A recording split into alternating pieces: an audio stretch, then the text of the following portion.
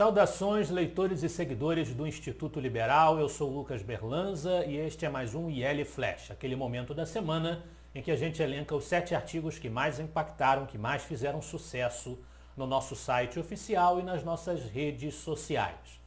E o nosso IL Flash de hoje começa com 2 resenhas de livros, mais uma vez contribuições enriquecedoras ao site do nosso Instituto Liberal, ofertadas pelo nosso querido parceiro, o Instituto Líderes do Amanhã, e nos traz aí análises, descrições do conteúdo e das contribuições de 2 livros importantes para o nosso conhecimento. Um deles, do Bruno Rigamonti, a resenha do Bruno Rigamonti, do clássico de Ludwig von Mises, As 6 Lições. As 6 Lições, nós já trouxemos outras resenhas desse livro aqui, também do próprio Instituto Líderes do Amanhã, em outras oportunidades. É um livro absolutamente fundamental para a compreensão do pensamento da Escola Austríaca de Economia e da visão especificamente do seu ramo misesiano. O pensamento de Ludwig von Mises é exposto de maneira bastante simples e didática numa coletânea de palestras transcritas para o formato textual que ele fez na Argentina. A Argentina que, infelizmente, lamentavelmente, não parece estar dando ouvidos às melhores lições de Ludwig von Mises. O segundo texto, também uma resenha do Líderes do Amanhã, mas esta de autoria de Jéssica Prata, é a resenha do livro Elon Musk. Elon Musk é um inventivo empresário americano e o livro é uma biografia do Elon Musk mostrando o que fez de Elon Musk o homem bem-sucedido que ele se tornou do ponto de vista empresarial e traça uma síntese dos seus empreendimentos que hoje chamam tanta atenção no mundo. Entre eles a Tesla, empresa de carros elétricos, e a famosa SpaceX, que era uma empresa de exploração espacial que dá vazão ao grande sonho de Elon Musk, esse realizador do capitalismo, da economia de mercado, o sonho de Elon Musk de levar o homem a Marte, de levar o homem a penetrar o espaço profundo. Um terceiro nome muito respeitável, além de Mises e Elon Musk, e respeitável do ponto de vista teórico, e da coragem que teve de defender a agenda liberal no contexto em que nascia o socialismo utópico, é o nome de Frédéric Bastiat. E sobre ele escreve o nosso colunista de longa data, João Luiz Mauad, algumas lições bem atuais de Frédéric Bastiat. Frédéric Bastiat, autor de A Lei, um pequeno grande livro, um clássico verdadeiramente merecedor de todas as nossas homenagens, de toda a nossa admiração, é um grande crítico do Estado agigantado, um grande crítico do coletivismo, um grande crítico do socialismo. Então vale a pena trazer sempre à baila a obra de Bastiat. A sua capacidade extraordinária de síntese merece ser sempre acentuada. Por falar em liberalismo, que é o nosso grande tema, sobre o que realmente defende o liberalismo, nós temos uma reflexão do nosso Roberto Rachevsky no artigo Liberal Gosta é de Governo Limitado. O que ocorre para justificar, e nós vamos voltar a esse tema logo adiante, a proposta de reforma tributária levada ao Congresso pelo governo Bolsonaro, na figura do Ministério da Economia do senhor Paulo Guedes, alegou-se, como sempre se alega, que o equilíbrio das contas públicas é necessário, que o liberal deve defender o equilíbrio das contas públicas. E realmente o liberal deve defender o equilíbrio das contas públicas. Mas, diz-nos o Rachevsky, o equilíbrio das contas públicas é uma bandeira acessória dos liberais. O que efetivamente é fundamental para o liberal, e todo liberal vai se preocupar com isso, inclusive os chamados liberais sociais, nós tivemos a oportunidade de entrevistar aqui no Instituto Liberal, no Núcleo de Formação Liberal, um especialista na obra de Melchior e, portanto, no seu pensamento dito liberal social. E ele nos disse que uma das coisas que os liberais sociais como Melchior criticariam, por exemplo, nos governos da social-democracia de Fernando Henrique Cardoso no Brasil, seria justamente o aumento da carga tributária, que nenhum liberal poderia concordar com o aumento da carga tributária. Então, o que é fundamental para o liberal combater é o tamanho da carga tributária e a complexidade e imoralidade, diz-nos o Rachevsky, do ordenamento jurídico criado para controlar e decidir os destinos da sociedade, além da óbvia transferência de renda e riqueza de quem produz para quem não produz nada que o Estado empreende com o seu modelo de financiamento, com a sua estruturação. O liberal que disser que precisa equilibrar as contas públicas, sacrificando ainda mais a sociedade com tributos e regulação, pode ser tudo menos liberal, é o que defende o nosso colunista Roberto Rachevski. Agora, uma análise internacional de autoria da página Liberalismo Brazuca, o que explica a falta de competitividade da indústria na zona do euro.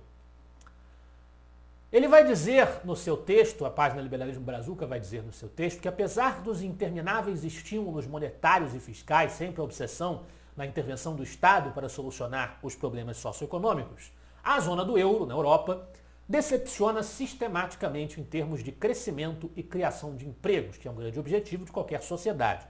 Um dos motivos para que isso aconteça, ele diz, o artigo, é a demografia. Nenhum estímulo monetário e de gastos públicos pode compensar o impacto sobre o consumo e o crescimento econômico de uma população em processo de envelhecimento, como o Japão bem pode confirmar. Japão que tentou adotar receitas keynesianas e não funcionaram no contexto do envelhecimento da sua população. Porém, há outro fator que ele vai destacar no texto, especialmente importante, que tende a ser esquecido.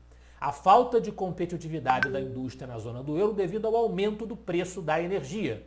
Porque, destaca o texto, os países europeus desprezam a energia nuclear, que o artigo sustenta ser, ao contrário do que dizem os seus detratores, limpa e mais barata. Portanto, é preciso perder esse preconceito de ideólogos ambientalistas com a energia nuclear. Isso vai afetar a economia europeia. Essa é a visão da Liberalismo Brazuca, a análise econômica que eles nos oferecem. Agora, uma análise nacional.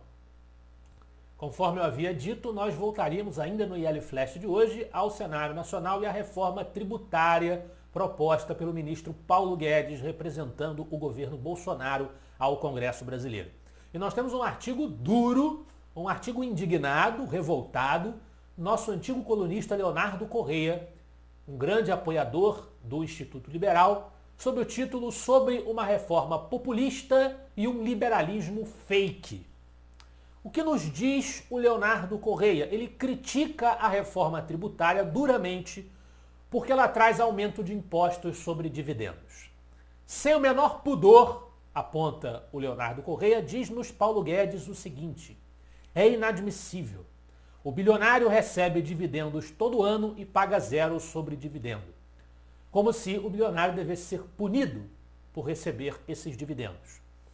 Para Leonardo Correia, a música do ministro Paulo Guedes, que é um representante teórico do liberalismo da Escola de Chicago e que foi eleito, foi empossado por Bolsonaro, nomeado ministro, com esse discurso, que foi o discurso da campanha de Jair Bolsonaro, a campanha para ele se eleger presidente da República Brasileira, a música do ministro está no mesmo tom de Mercadante, Guido Mantega e Tutti Quanti, ou seja, toda a malta dos economistas intervencionistas que nós temos no país. Ele negou propositadamente o que bem sabe. Empobrecer quem ganha mais não enriquece os que ganham menos. A economia não é um jogo de soma zero, ao contrário do que dizem os socialistas de ocasião. Paulo Guedes entregou muito pouco, diz Leonardo Corrêa, criticando a performance do ministro à frente da pasta da economia no governo Bolsonaro. E agora esfaqueia, são as palavras do próprio Leonardo, esfaqueia seus principais apoiadores pelas costas, com um golpe mesquinho e traiçoeiro movido ao populismo eleitoral do presidente Jair Bolsonaro. Esta é a crítica dura que faz o Leonardo Corrêa, analisando quantitativamente e minuciosamente os problemas intervencionistas, os problemas confiscatórios, no sentido do aumento da carga tributária, assomando-se esse aumento sobre os dividendos ao que já pesa sobre as empresas na proposta de reforma tributária enviada pelo governo Bolsonaro para apreciação do Congresso. É mais um sinal de traição às promessas liberais do governo, na visão do Leonardo Corrêa.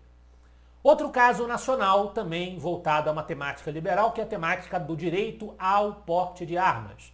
É o artigo do Gabriel Wilhans, que está na liderança do IL Flash de hoje, com a lição do caso Lázaro aos desarmamentistas. Todo mundo deve ter acompanhado o caso desse bandido, esse serial killer, esse assassino chamado Lázaro, que foi perseguido por um tempão pelas nossas forças de segurança sem que elas conseguissem capturá-lo. Em virtude disso, houve muitos questionamentos aí, né, a polícia, a sua competência, houve muitos memes sobre o Lázaro, virou piada o caso desse serial killer. Mas o fato que o Gabriel Willers quer apontar é que há um relato de que um caseiro de Cocalzinho, que alegou ter trocado tiros com Lázaro, afugentou o bandido da sua propriedade.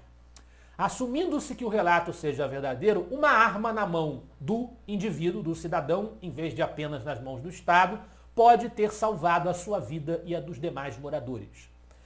O Gabriel Willers deixa claro que o porte de armas, o direito ao porte de armas, não é uma política de segurança pública. E não é essa a justificativa para as pessoas portarem armas. A segurança pública é uma outra questão.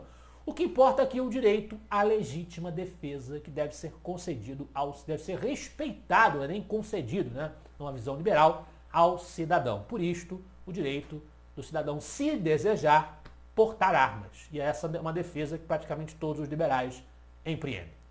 Esse foi o nosso IL Flash de hoje. Eu espero que vocês gostem dos artigos e dos debates proporcionados pelo Instituto Liberal. Semana que vem estaremos de volta. Afinal de contas, para nós, você é a parte mais importante da sociedade.